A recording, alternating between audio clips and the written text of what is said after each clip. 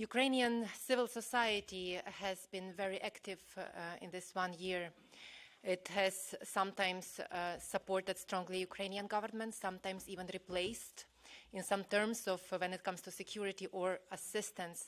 And Ukrainian civil society is not only Ukrainian organizations, but all the volunteers, activists, emergency services, doctors. We consider them to be the ones. They are saving Ukrainian lives. Ukrainian civil society, though, did not start in 2022, and not even in 2014, when you remember the Euromaidan revolution. During the Euromaidan, Ukrainian civil society got shaped, but it started long before and even before our independence. It was already brewing before 1991, for centuries.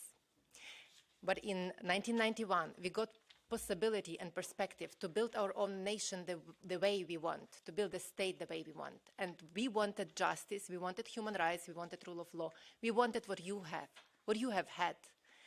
This is why we decided to choose European path. And in 1994, we chose to sign the first agreement with the European Union. This agreement started our way to European integration, and the most important field of the European integration in the 90s was education. This gave the possibility to our youth to feel how European feel. When Ukrainians came to Europe for exchange programs like TEMPUS, TACIS, I participated, for instance, in TEMPUS, TACIS, we realized that you have what we always wanted. You have respect, you have dignity, and that is what our youth craved for. You know, in 2000, I decided to choose European integration as a field of my study. But also in 2000 was the first big demonstration of Ukrainian nation. It was not the Orange Revolution, not the Euromaidan Revolution. It was 2000. It was Ukraine without Kuchma demonstration. It was when Ukrainian journalist of Georgian origin, Georgy Gongadze, was found killed, and we asked that the president, Kuchma, leaves his position. I was 16. In 2004, I was 20, and then the Orange Revolution started. And that is when Ukrainian civil society really started coming up.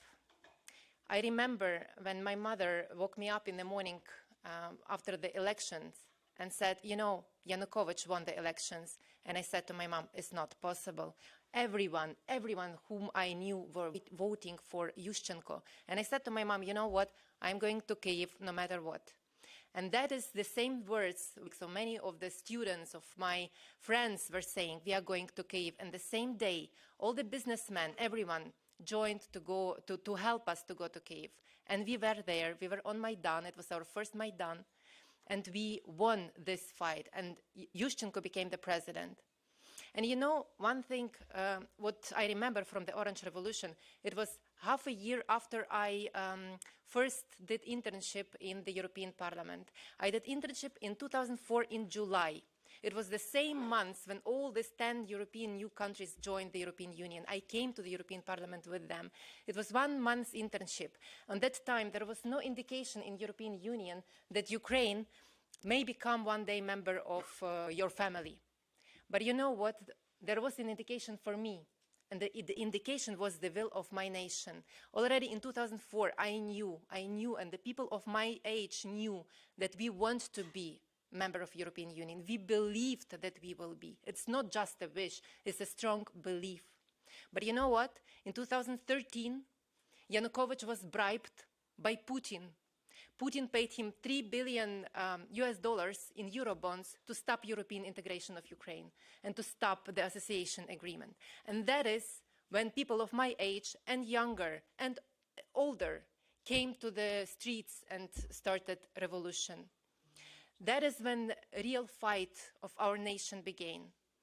Putin started this war not on Ukrainian government. Putin started this war on our people. But we are not giving in and we are not giving up. We are fighting for justice. And we will win this war because we know that Europe is made for peace, prosperity, and justice.